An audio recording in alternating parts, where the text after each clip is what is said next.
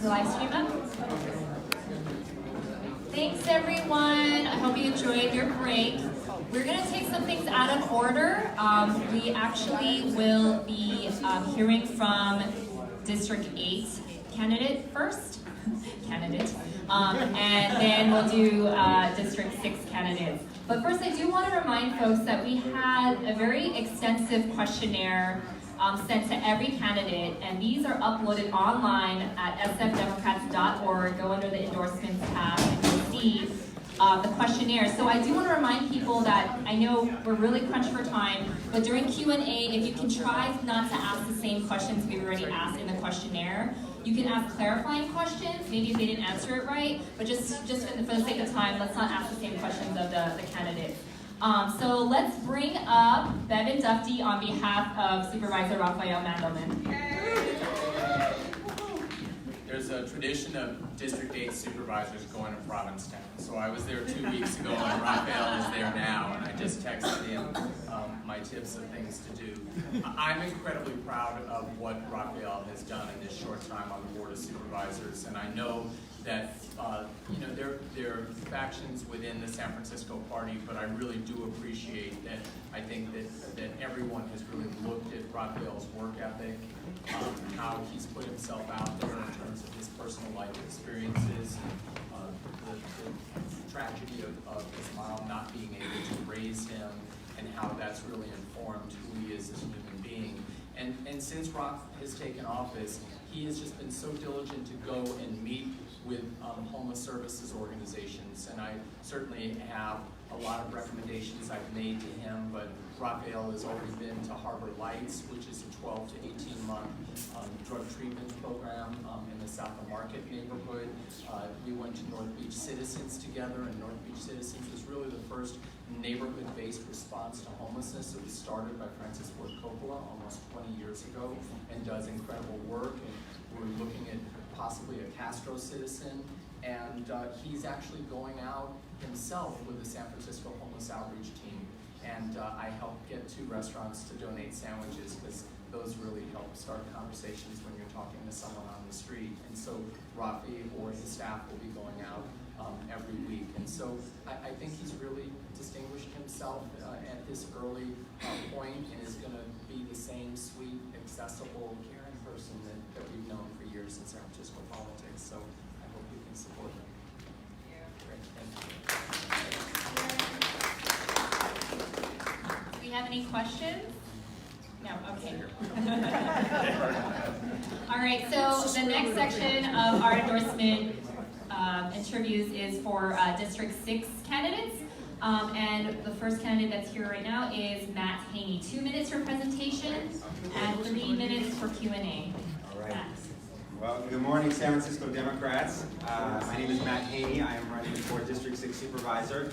I was born and raised here in the Bay Area, raised by my mom over in the East Bay, and I was raised and taught that I had a responsibility to stand up and fight for my community.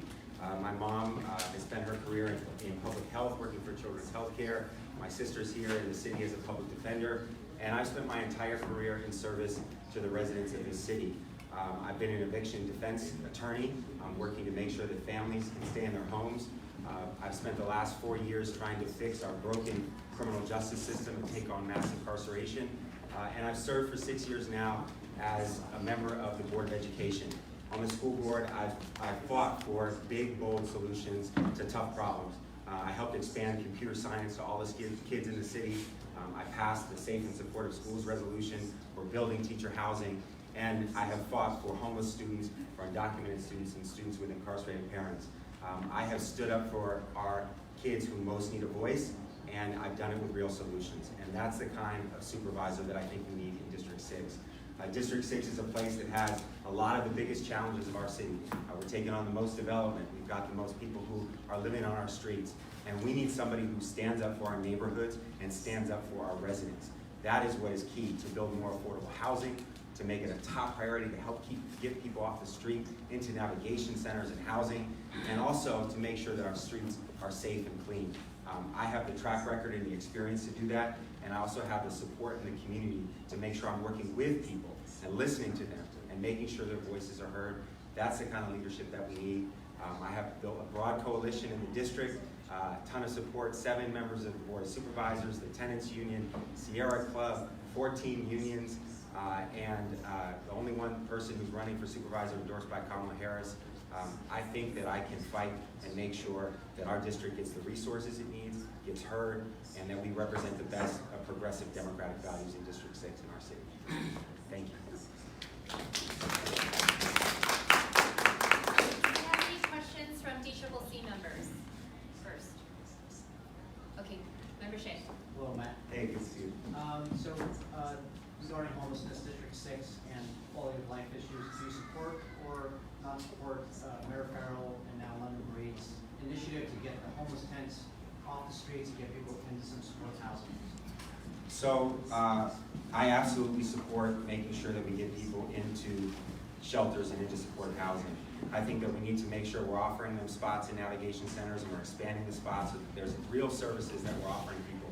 I think when we saw just an approach that was sweeping people and moving people, I think we can all agree that that's not a solution. Many of the folks who were actually swept out of the Mission and Potrero Hill actually came to District 6. So I'd like to see us offer people on the streets real solutions, not just move people, and I will fight to do that. I think we need to pass our city our home, and that will be a huge way that we can move forward. And yes, we need to address the tent encampments.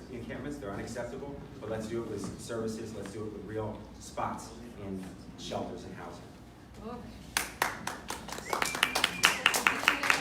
Questions from members of the DCCC? So, District 6 has some of the highest concentration of children in the entire district and a very diverse families and what is your plan for low-income families and especially immigrant families in the district? This is a huge reason why I'm running. I think that I've had the experience of working in our schools and working with our kids and seeing that so many of our young people, not only are they not getting the best opportunities in our schools, but they're getting squeezed by housing. Many of them are homeless. 1 out of every 25 children in SF schools is homeless. So we have to make sure that we're expanding access to affordable housing for families and prioritizing family housing. That's a huge thing that I'm going to fight for in our community. I also want to make sure that we have safe and clean streets and parks for our kids. I live in an apartment building where the kids that live next door to me have to run around in the hallway because they can't go outside, and the parks that are down the street are unacceptable. And so I really want to make sure that there's services and organizations that are serving kids and places for them to be and where they can be safe and supported. So that will be a top priority for me. Families have been really my main focus, obviously, as a school board member, and I'm going to work very closely to make sure that they have a strong champion as district supervisor. Yes, Member Mohammed. Do you have any plans for police reform, and then how do you balance that with keeping the neighborhoods safe in a given way? So I think that we have some serious public safety challenges in the Tenderloin, and some of that means we have to hold our police accountable to actually work with the community, to work with small businesses, to be visible and present, but to be accountable as well. We need them walking around, but we also need them actually listening to residents and working with residents. And so I think we need a comprehensive, holistic approach to public safety, of which the police have a role, but they're not the only thing. We need better lighting, we need safer places for people to be, we need small businesses that are thriving, and we also need community organizations who are helping us with the safety. I'd like to see more folks out there, community ambassadors, going around talking to people, keeping people safe around some of our tough corridors, rather than just thinking the police are going to do the whole job for us. So we want the police to have a role, we want them to be accountable, we want them to be culturally competent as well, but we also are going to hold them accountable for that as we expand to other approaches which I think are needed in our community. I think we're up for questions. And Oh, please all right. stick around for questions. I'd love to have your support. It would mean a ton to me. I will stick around if anybody has more questions, and thank you for being all day and for your service. I appreciate it. Thank you. Do we have the other candidates available to come up yet? Yes? Okay, great. Christine, all right, I'll give her a few minutes to come by. So we're going to bring you up. The format is 2-minute presentation with a 30-second warning, and then 3 minutes for Q&A. So you can come on up. Christine Johnson.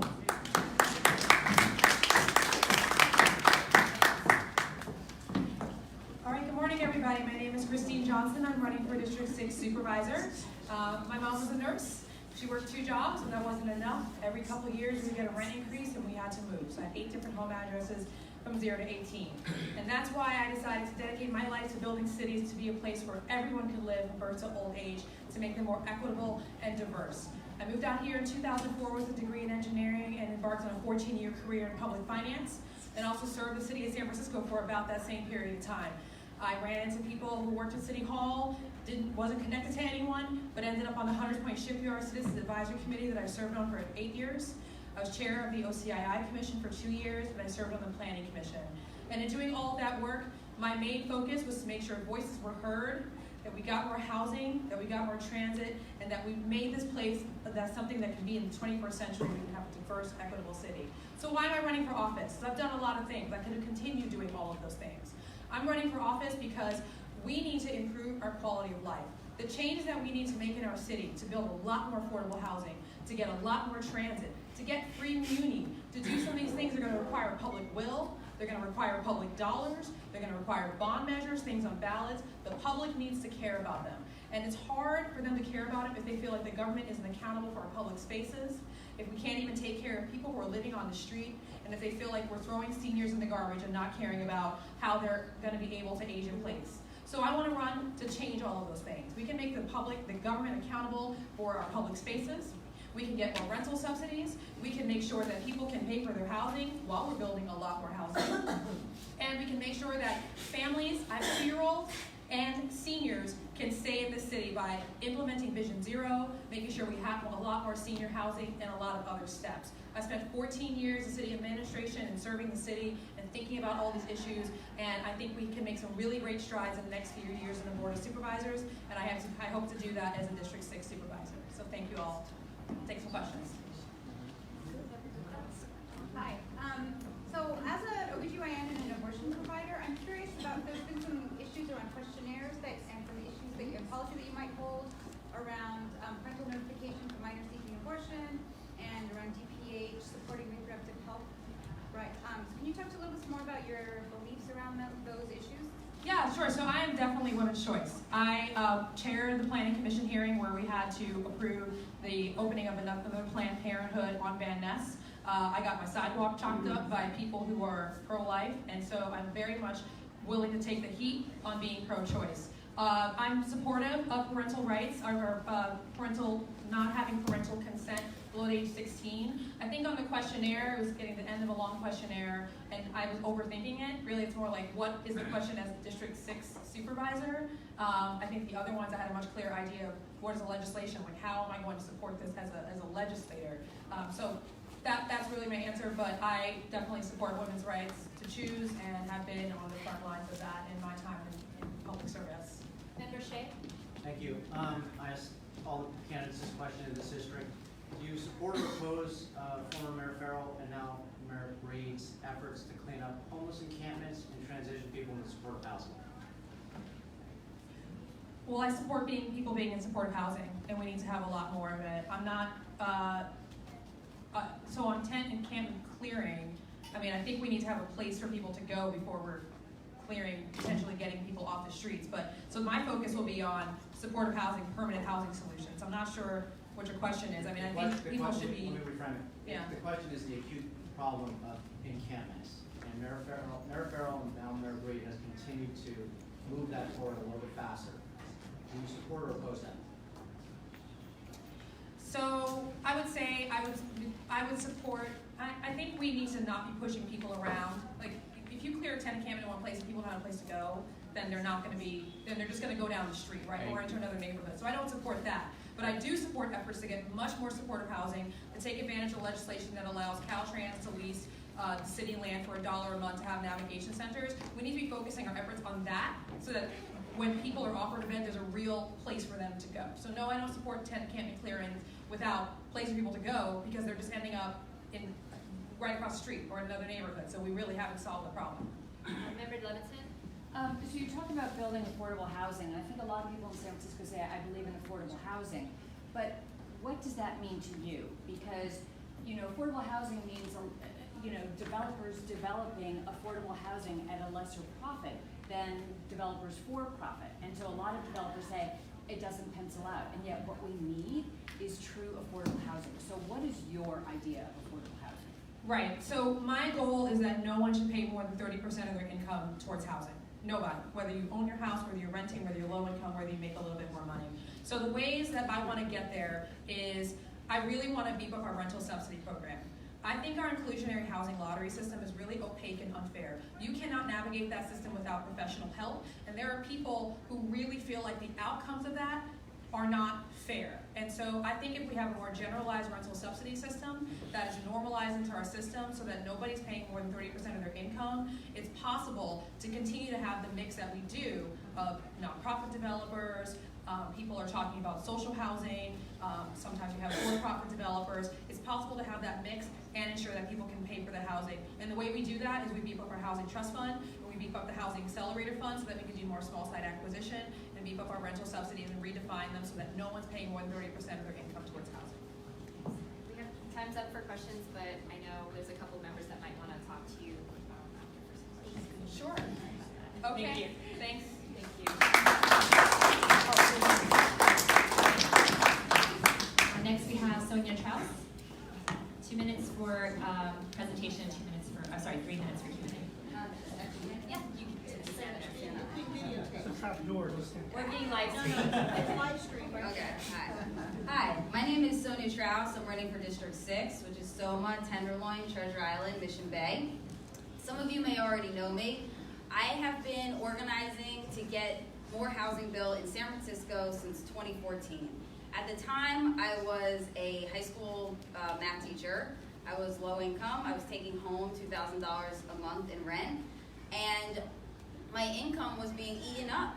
I was taking $1,000 a month. I was paying $800 a month in rent, which is actually pretty reasonable. This was 2011, but with that and loans and transportation, I was feeling choked and scared about whether I was going to be able to stay. And I knew that a lot of other people felt the same way. And the thing is that if we have population growing, we really only have two choices in the Bay Area: either build more housing or have displacement. And for decades, this city and this region has been choosing displacement. And it's catastrophic. It's tearing our communities apart. In worst case scenarios, when older people are displaced, sometimes they die. So this is really our number one issue. The fact that we have a housing shortage contributes to the fact that we have a street homelessness situation. People are sleeping outside. It's the worst in the nation. So I'm running for supervisor because I feel like I've had a lot of success organizing pro-housing renters. I went from like 3 people on my mailing list. Now, YIMBY Party, which I co-founded, has 2,000 members. I have a nonprofit. We sue the suburbs. That's something that's very popular in San Francisco. As soon as I'm elected, the first thing I want to do is introduce an affordable housing overlay so that you can build affordable housing anywhere in San Francisco. Right now, affordable housing is only legal in about 20% of San Francisco, because only in 20% of San Francisco can you build multifamily housing. And affordable housing has to be multifamily. So affordable housing everywhere. Thank you.